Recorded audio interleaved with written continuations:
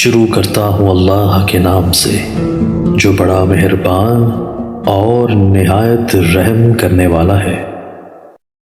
اللہ تعالیٰ اپنے جن بندوں سے پیار فرماتے ہیں ان کی نشانیاں نبی کریم صلی اللہ علیہ وآلہ وسلم نے ذکر فرما دی ہیں۔ اسی طرح نبی کریم صلی اللہ علیہ وآلہ وسلم نے اللہ تعالیٰ کے مبغوث ناپسندیدہ بندوں کی علامات بھی ذکر فرما دی ہیں تاکہ انسان اپنے آپ کو ان برے اوصاف سے بچائے۔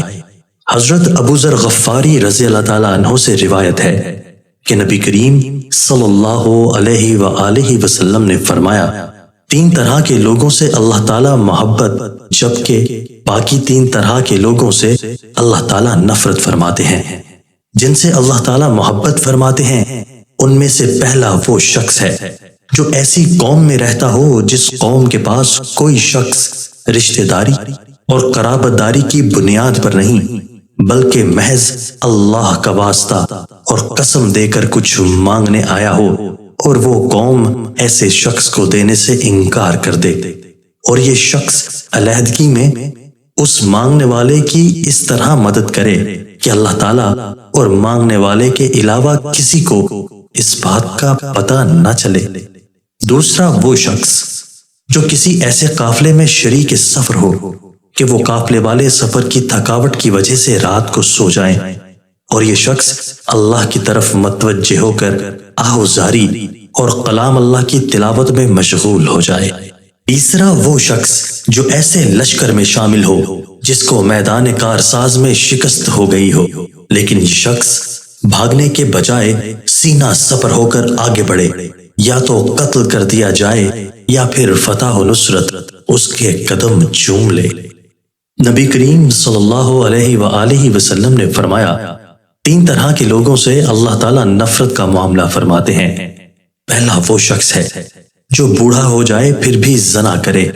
دوسرا وہ شخص جو فقیر اور تنگ دست ہو پھر بھی تکبر کرے، اور تیسرا وہ شخص جو مالدار ہو لیکن دوسروں پر ظلم کرے۔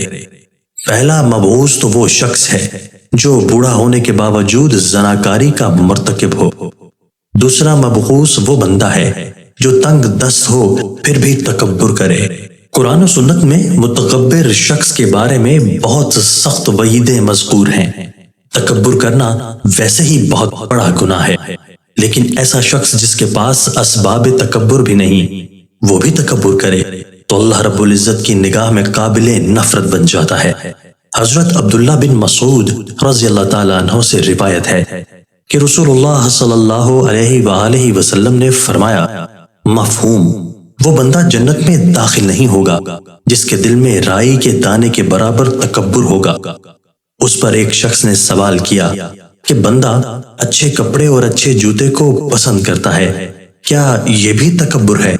آپ صلی اللہ علیہ وآلہ وسلم نے جواب دیا کہ نہیں، اللہ جمیل ہیں اور حسن و جمال کو پسند فرماتے ہیں۔ تکبر یہ ہے کہ بندہ حق بات کو قبول نہ کرے اور لوگوں کو ذلیل سمجھے۔ صحیح مسلم۔ رسول اللہ صلی اللہ علیہ وآلہ وسلم نے تکبر کا علاج یہ بتلایا ہے کہ بندہ سلام کرنے میں پہل کرے۔ تیسرا مبغوث بندہ وہ ہے جسے اللہ نے مال دیا ہو اور وہ ظلم کرے۔ جو بندہ مالدار ہونے کے باوجود ظلم کرتا ہے وہ اللہ کے ہاں قابل نفرت ہے، کیونکہ مال کا مل جانا محض اللہ کی عطا سے ہے۔ اس کی وجہ سے اور اس کے ہوتے ہوئے کسی پر ظلم کرنا اعلی درجے کی حماقت ہے۔ محدثین کرام رحمت اللہ علیہ نے الغنی الظلوم کی تشریح میں یہ بھی فرمایا ہے کہ اس سے مراد وہ شخص ہے جو دولت مند ہونے کے باوجود بھی قرض خواہوں کو قرض کی ادائیگی نہ کرے، یہ بھی ظلم ہے۔ اللہ کریم ہمیں اپنے محبوب بندوں میں شامل فرمائے اور مبغوض ہونے سے بچائے، آمین۔ دوستو، اللہ تعالیٰ ہمیں ان احادیث مبارکہ پر عمل کرنے اور اپنی زندگیوں کو سنوارنے کی توفیق عطا فرمائے۔